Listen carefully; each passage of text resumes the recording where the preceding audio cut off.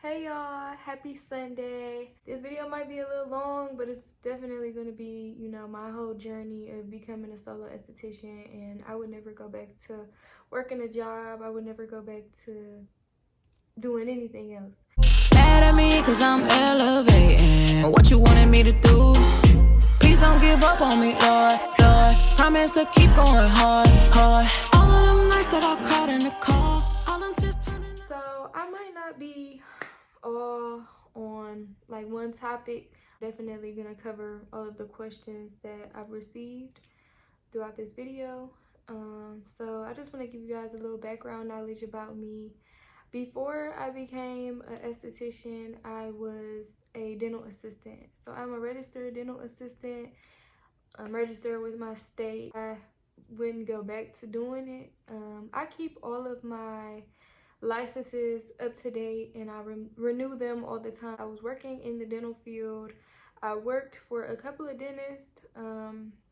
My last job that I had, I was working at a pediatric office. I was a hygiene assistant and I loved it. It was cool, but I just knew like if there was something else in store for me. I wanted to go to school again. I wanted to become an esthetician and I just had to work there part-time. They didn't really like that. So eventually I had to end up quitting my job just because it just wasn't working out. I think I quit my job in August. So I'm just going to tell you about my whole journey, my whole experience from start to finish. I was doing eyebrows like on the weekends. Like I would thread eyebrows. I took a course with a girl in my city, and from there I just decided like I really like doing eyebrows. So I was doing eyebrows out my house. I was tinting brows and threading brows. That's it. As I was working my dental assistant job Monday through Friday, then Saturday, Sunday, tinting brows, threading brows. And then eventually I found a lady that let me work in her salon, and I was threading brows in her salon and I was tinting brows in her salon and everything was cool. I probably did that for a couple of months, and then I decided like I really want to go to school for this. I really want to learn more about the field. I want to get more into it. So I researched schools in my city, and honestly, this is what I'm really mad about. I was really hooked on Brown Nevada. Like I wanted to go there so bad, like so bad. And I ended up not going there just because I didn't feel like, I don't know, I just didn't I don't know why I didn't go there, y'all. I wish I would have went there to this day. I recommend that school. I never been to the school, so I really don't know about it or how it was. But I know that that's the school I wanted to go to, but I chose a different school instead. The school I chose, I picked the school that I went to just because they gave me the esthetician program and the nail program all in one, and I really was interested in doing both, so I did. So I went to that school because they had both options available in one. In Brown Nevada, they wanted you to do it separately, so you have to go to school for one, finish school for that, and then you could come back and they would discount the price for the nail program since you just finished the program. And I just wanted to do it all in one and knock it out. So my thing I can really say about picking schools is do your research. Like, do your research. Don't go to a school just because you see somebody else going to that school, because you do not know. Like, I legally cannot talk about the school that I went to because I signed a contract and everything, so you can't talk bad about the school or whatever. But let's just say like I really did not enjoy my experience at the school. I don't feel like it was worth my money at all. Like I spent way too much money on that school for them not to give me the education that I thought I was going to receive. So definitely do your research. Research is everything. Don't go to a school just because you see somebody else going to that school, because you do not know what they're going through at that school. All the beauty schools in the state that I live in, like all my clients tell me such bad things about every single school out here. So it's like I really don't think we have a good school in my state at all. So I don't know, but do your research. The day I signed my contract, I went and I read the reviews on the school the next day, and they were absolutely terrible. Like I could not believe how terrible they were. And I'm just like, wow, like why didn't I do my research before? But it is what it is. Y'all need to do y'all research. That's all I'm gonna say. Research is very important. My tuition at that school was $16,300. So I had a grant from the state or the government, and I only had to pay $6,500 out of my pocket. So my monthly payments were like $600. I paid it off pretty quickly. I went to school from 9 a.m. to 5 p.m. every single day. So I started school in June and I finished school March. So it didn't take me long for 2 programs. The esthetician program was 750 hours and the nail course was 300 hours, I believe. And I finished it pretty fast. School experience, it was cool. It could have been better. I think while I was in school, I was traveling. I was trying to be a travel esthetician and it did not work out. I did not like it. I did not enjoy it. So I stopped doing it and I just waited until I graduated to start practicing on people. The school I went to, they allowed us to get tips from the clients. I know a lot of schools don't let people get tips, but my school that I went to, they let us get tips. I feel like that's the least they could have done. So we got tipped for our services. What else? I feel like my school was super hands-on simply because we didn't have a teacher, so we pretty much could do whatever we wanted whenever we wanted. So it was cool. I feel like I learned mostly everything outside of school. Like the school I went to, we did the first 4 weeks. I think the first week was like facials, the second week was like makeup, third week was like massages, fourth week was like waxing. So they broke it down into 4 weeks and you literally learn everything within the 4 weeks hands-on. They certify you to be able to work on people and then you can work on people, whatever. We only had class for 1 hour every day. It was cool, I guess. Like you pretty much have to teach yourself in school, and then after you finish school, everything is more hands-on, I would say. Like I said, I was a full-time student. I didn't work, so right after school, I would go home, study, and that's pretty much it. Like I didn't have to really worry too much about anything. But while I was in school, that's when I started to build my business page. People, you know, watching me in my progress and my growth. So I did start my business page. I have this notebook here that I'm like looking at. I had this notebook with me while I was in school, and I pretty much wrote down all of my goals in this notebook and everything I needed to accomplish by the time I graduated. And I still keep the notebook because I still use it for my business now. Like it's so many things you could do in this field. Like it's unbelievable. Like so many things you could do. My business plans, goals, and moving forward. So I wanted to work on getting a website, business cards, online booking sites, client rewards, an email and a phone number that you can be, you know, reached at for your business only. So my goal was to stay somewhere for a year or 6 months. I also wrote down you should improve your business anytime you make money. And what I mean by that is get flyers made, get new tools, upgrade your room however you know you can. Then I wrote down salon suite, pros and cons. So I didn't end up getting a salon suite. I don't ever plan on getting a salon suite. A pro of a salon suite is weekly or monthly rent, could include utilities and rent and maintenance. A con for a salon suite is you need clientele in order to have a salon suite. You're not going to just get foot traffic the same way you would if you had a regular salon or spa. Salon suites are more expensive and I feel like it's less space. Like if you wanted to hold classes or something like that, it's not spacious at all. I mean, it's your choice if you're interested in a salon suite or not. I looked into it.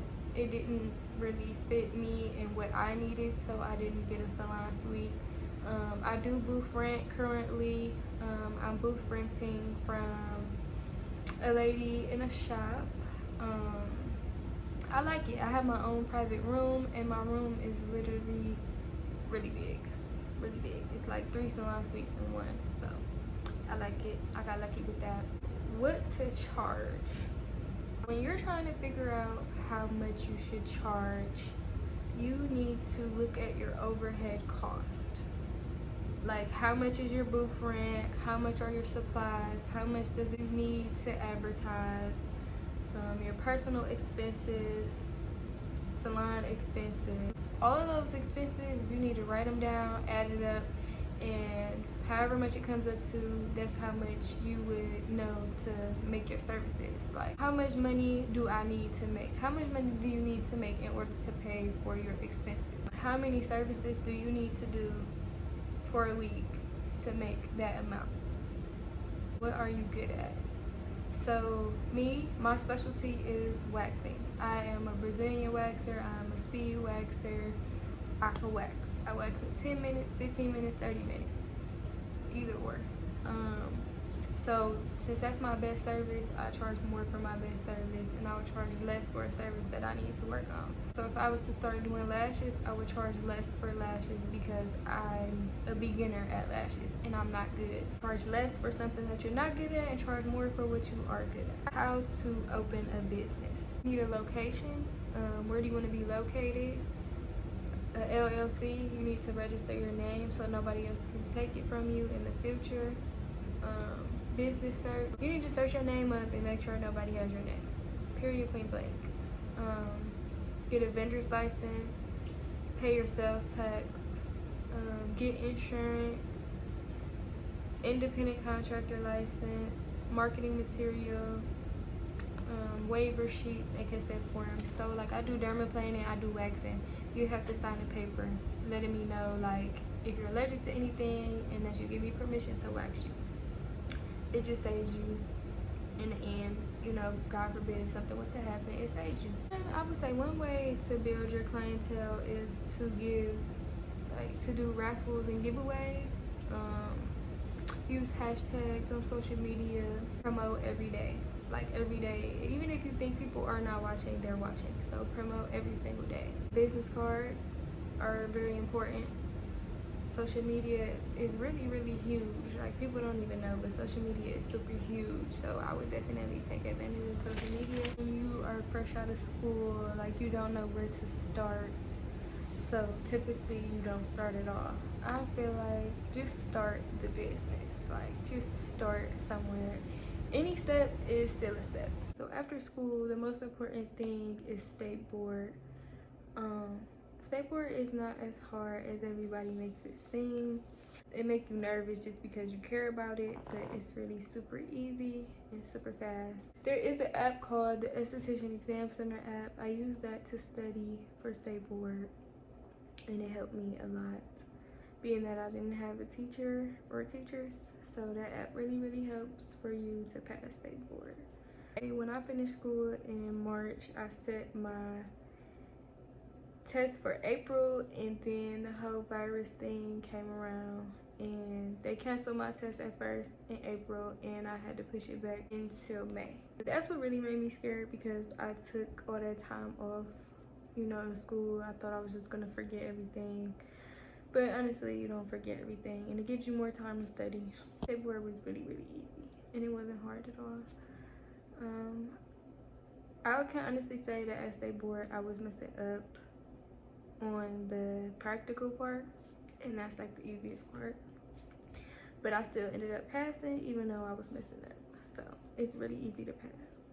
Don't be afraid, you'll be okay. So after school, it was my last month of school, I found a place to work with a girl at my school. She had her own place, and I was renting from her for a little bit, but the whole pandemic thing kind of messed everything up, and I had to start working at home. I was working at home for a little bit, and then I found another spot to booth rent from, and that's where I currently work at, and I like it. Booth renting is okay for you if you are just starting out. Nothing is wrong with booth renting. You just have to find somewhere that makes you comfortable. One thing I could say about moving around is it's absolutely fine to move around, because everything in life is a stepping stone. You need to start here to get to there, pretty much. So if you have to move your business or whatever the case may be, just do it, because I feel like it's God guiding you in a different direction. And just walk with faith and do it. It's just go with the flow. Things will always work out no matter what. One thing that people always tell people that are fresh out of school is that they should go work for someone else. And I don't really believe that you have to do that. People say like work at the wax center or work at somebody's spa just to get experience and stuff like that. I totally disagree with that. You don't have, as soon as you graduate school, you do not have to go and work for somebody else. You can definitely go ahead, open up your business and start on your own. It's nothing wrong with that. I feel like either which way it goes, you have to learn, you know, from your mistakes anyways. So if you feel like you are ready to start booth renting or open up a shop or open up a salon, then definitely go ahead and do it. I feel like don't let nobody discourage you and tell you that you need to work under somebody else, because you don't. But one thing I would say is it's not easy, because you have to build clientele, you have to be able to pay for, you know, your products, and it's just a lot. But if you feel like you're ready for it, then absolutely go for it. Like, I did not, like, for the longest I said as soon as I get out of school I will start working for somebody. Like, I tried to get a job at the wax center and everything, and I just decided like that's not what I want to do. So I didn't do it, and I opened up my business in May, and I still haven't worked for anybody. So I feel like it works for me, so it can work for you. So absolutely not. You do not have to go and work for somebody as soon as you get out of school. Like, no. At the end of the day, it's an investment. Everything is an investment. You just need to invest in yourself. But definitely you want to make sure that you have some type of, you know, income, you know, because you have to pay for your products. You have to pay your booth rent. Like, it's just, I don't know. I'm not going to say it's easy, but it's definitely a process. My clients are doctors, nurses, lawyers. Like, they are anything you could think of, and I absolutely love them. Running a business is absolutely beautiful. I feel like it's beautiful. It's a beautiful experience. I've enjoyed every single day of my career. When I go to work, it does not feel like work. It feels like me doing what I love. Like, literally the day go by so fast, and I just can't believe it, because what the heck. And back when I was working for other people, my days would be so long, like, but it's not long no more. Like, it literally go by quick, very quickly. So many things you could do. Like, I just started practicing makeup, and I was never ever interested in makeup, but here I am practicing makeup, doing a good job. Being a solo esthetician is probably the best thing that I've ever done. I could say that it's not for everybody, but it's definitely for me. I do teach wax classes. It's just so many things you could do. So many things you could do. I feel like I am what I attract, so I attract really good people every single day. Like, it's a good day. Like, I don't meet any bad people. I don't have bad clients. People don't be trying me. Like, I am what I attract. Like, I pray for my business daily.